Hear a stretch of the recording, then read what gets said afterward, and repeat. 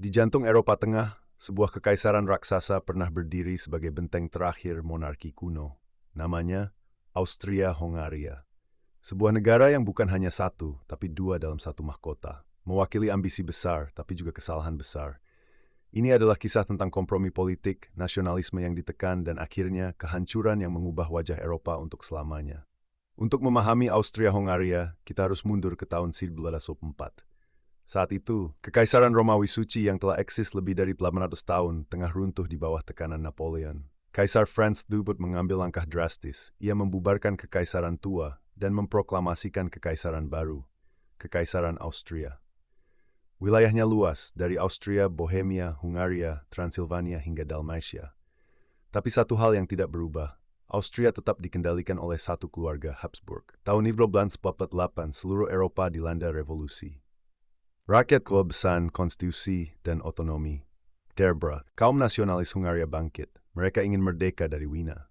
Namun revolusi itu gagal. Kaisar dibantu pasukan Rusia untuk menindas perlawanan. Sejak itu Austria menjadi negara polisi. Semua ditindas, semua dikontrol.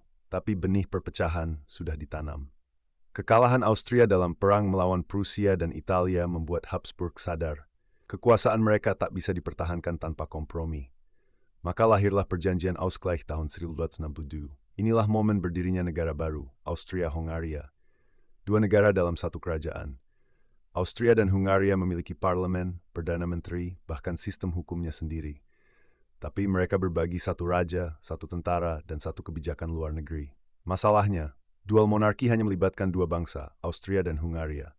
Padahal, di dalam kekaisaran itu hidup dari 10 etnis besar, Ceko dan Slovakia, Serbia, Kroasia, dan Bosnia, Rumania, Ukraina, Italia, mereka semua ditindas, tidak diikut sertakan dalam kekuasaan. Maka, nasionalisme pun tumbuh di bawah tanah. Tahun 1908, Austria-Hongaria menganeksasi Bosnia, membuat Serbia dan Rusia murka. Dan pada 28 Juni 1911, saat putra mahkota Franz Ferdinand berkunjung ke Sarajevo, ia ditembak mati oleh seorang pemuda Slavia bernama Gavrilo Princip. Inilah pemicu Perang Dunia Per. Dalam Perang Dunia I, Austria-Hongaria bertempur di banyak front, melawan Serbia, Rusia, Italia, dan Rumania. Tapi dari dalam, kekaisaran mulai hancur. Tentara mogok, petani kelaparan, nasionalisme meledak, Ceko memproklamasikan Cekoslowakia, Kroasia menyatu ke dalam Yugoslavia, Hungaria memisahkan diri, Austria menjadi republik. Kekaisaran ini runtuh bahkan sebelum perang usai. Austria-Hongaria adalah pelajaran geopolitik abadi, bahwa negara multinasional bisa hidup, tapi hanya bila keadilan, representasi, dan kebebasan dijunjung tinggi. Kekaisaran ini tidak runtuh karena perang saja, tapi karena ketidakmampuan menerima keragaman sebagai kekuatan.